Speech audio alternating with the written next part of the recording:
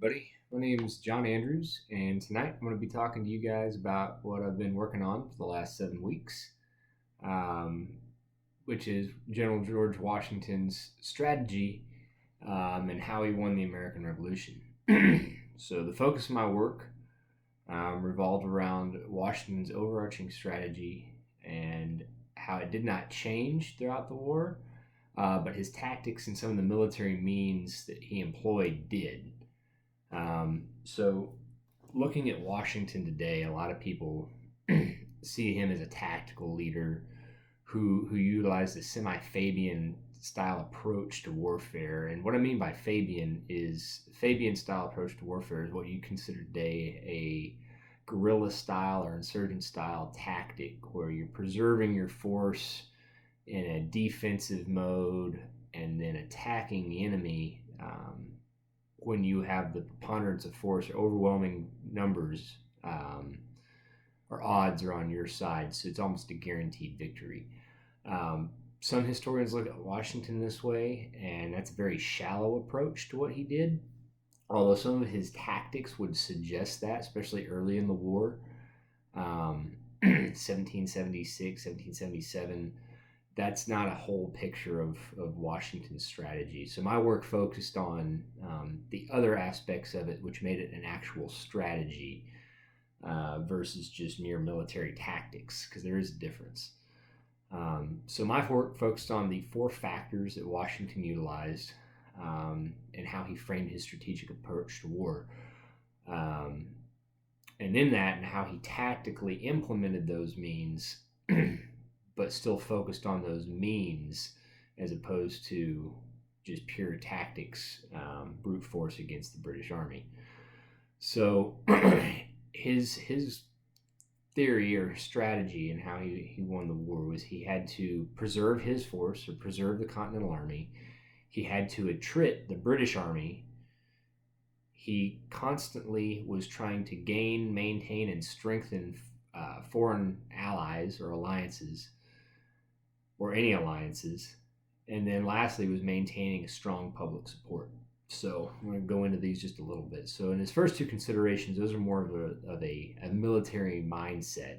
So preserving the force, the Continental Army, as we've all read, was all volunteers. There was no standing American army. They had a few militia forces that did band together, but generally were not well trained, not well organized, definitely not funded well. So Washington had to preserve that force. He had to find a way to preserve that force in order to sustain it in combat with the British Army, who was a professional force.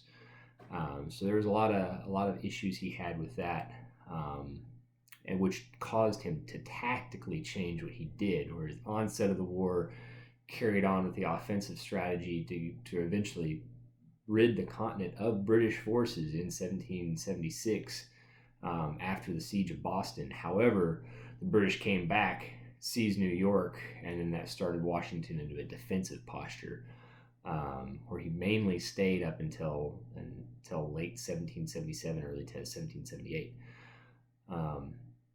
And then attriting the British force, his main goal, I kind of touched on it earlier, but was to, if he could inflict enough casualties on the British and make the war uncomfortable for them, who were fighting not at home, they were fighting on the continental United States, make it so uncomfortable for them that they would not be comfortable with the losses that they sustained and the budget that they were going to have to improvise to pay for this war. They'd make King George maybe reconsider continuously sending soldiers to America in another long war.